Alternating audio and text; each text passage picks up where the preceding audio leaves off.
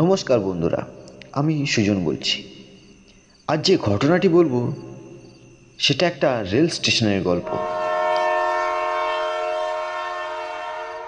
এই ঘটনাটা ঘটেছিল আমরা যখন কলেজে পড়তাম, তখন সেকেন্ড ইয়ার।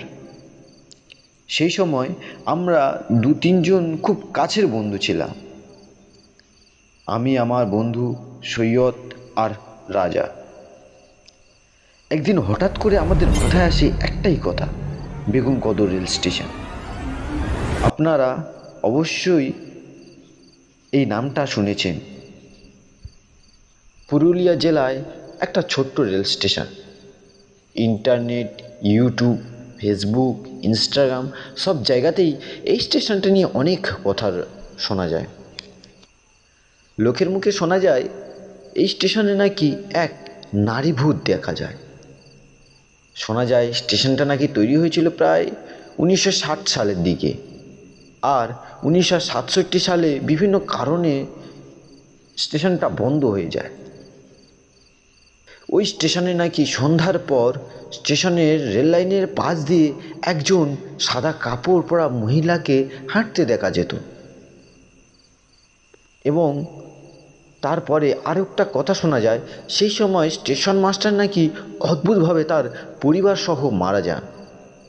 অনেকে বলে এগুলো সব গুজব, আবার অনেকে বলেন সরকারি লোকজন নাকি একবার সেখানে রাত কাটাতে গিয়েছিল কিন্তু কিছুই পায়নি।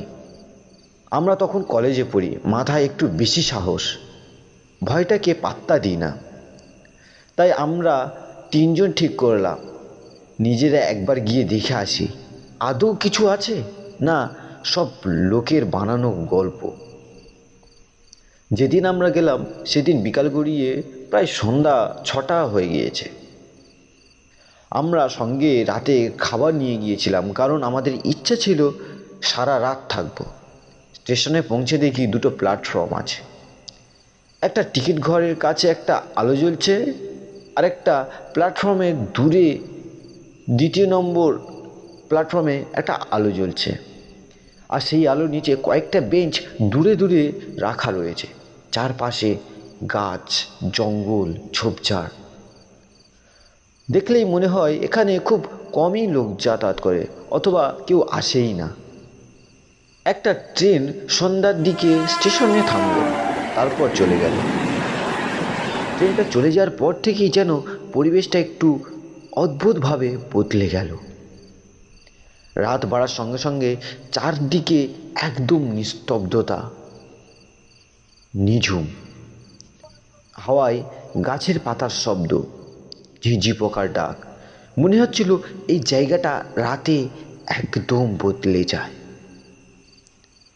রাত 10টা নাগাদ আমরা খাওয়া দাওয়া শেষ করলাম। টিকিট ঘরের সামনেই বসেছিলাম এবং তখন আমার প্রচণ্ড টয়লেট পায়। আমি ওদেরকে বললাম, আরে ভাই, আমার খুব টয়লেট পেয়েছে রে। এটা বলে আমি স্টেশন পেরিয়ে দ্বিতীয় নম্বর স্টেশনে টয়লেটটাই ছিল, সেখানে গেলাম। গিয়ে দেখলাম টয়লেটটা একেবারে ভাঙাচোরা, শ্যাওলা ধরা। মনে হচ্ছিল এখানে কেউ আসেই না বহু বছর ধরে। ওরা দুজন টিকিট ঘরের কাছেই দাঁড়িয়ে রইল। আমি একা রেল লাইন পেরিয়ে টয়লেট করতে এলাম। টয়লেটের সামনে একদম ঘন জঙ্গলে ঢাকা, ঘন গাছ, অন্ধকার। সামনে কোনো গ্রাম নেই, চারপাশ একদম ফাঁকা। আমি টয়লেট করছিলাম, এমন সময় হঠাৎ মনে হলো জঙ্গলের ভিতর দিয়ে কেউ খুব জোরে দৌড়ে গেল। আমি থমকে গেলাম, ভাবলাম এত রাতে আবার কে দৌড়াবে, হয়তো কোনো বিড়াল টিড়াল। তারপর ডান দিকে তাকাতেই দেখি টয়লেটের একটু দূরে একটা বেঞ্চে কেউ যেন হেলান দিয়ে বসে আছে। সেই মুহূর্তে আমার বুকটা চড়াত করে উঠল ভয়ে। আমি ঠিক বুঝতে পারছিলাম না কি করব, ওদেরকে ডাকবো না চুপ করে থাকবো। শেষে সাহস করে চিৎকার করে ডাকলাম, রাজা, সৈয়দ। ওরা সঙ্গে সঙ্গে দৌড়ে এলো। কি হয়েছে রে? আমি বললাম, এখানে দেখ, কেউ যেন বসে আছে। আমি আঙুল দিয়ে বেঞ্চটার দিকে দেখালাম, কিন্তু তখন বেঞ্চটা একেবারে ফাঁকা। রাজা বলল, এসব করে আমাদের ভয় দেখাচ্ছিস কেন রে? এখানে এমনিতেই কত কথা শোনা যায়, তারপরে আমাদের ভয় দেখাচ্ছিস? কিন্তু আমি জানি আমি যা দেখেছিলাম সেটা কোনো কল্পনা ছিল না। আমরা তিনজন আবার টিকিট ঘরের কাছে ফিরে এলাম। রাত তখন আরো গভীর। ঠিক 1:30 নাগাদ আমরা স্পষ্ট শুনতে পেলাম কে যেন হেঁটে বেড়াচ্ছে, একজন মহিলার হাঁটার শব্দ। কারণ তার পায়ের নূপুরের শব্দ শোনা যাচ্ছিল। আমরা চারপাশে তাকালাম, কাউকেই দেখতে পাইনি। তারপর আমাদের বিপরীত দিকে দূরে তাকিয়ে দেখলাম স্টেশনের একদম অন্য প্রান্তে একজন মহিলা দাঁড়িয়ে আছে। সে আমাদের দিকেই হেঁটে আসছে। আমরা তিনজন চুপচাপ তাকিয়ে রইলাম। হঠাৎ জঙ্গলের দিক থেকে একটা জোরে আওয়াজ হলো। সৈয়দ ভয়ে পড়ে গেল। ওকে তুলে আবার যখন স্টেশনের বিপরীত প্রান্তে সেই মহিলাকে দেখার চেষ্টা করলাম, দেখলাম সে মহিলা নেই সেখানে। রাত প্রায় 2টো। আমরা তখন একদম ভয়ে জমে গেছি। হঠাৎ দূরে এক বসার জায়গাতে দেখি কেউ যেন বসে আছে। সে আমাদের দিকেই তাকিয়ে আছে। আমরা সাহস করে ধীরে ধীরে ওর দিকে গেলাম।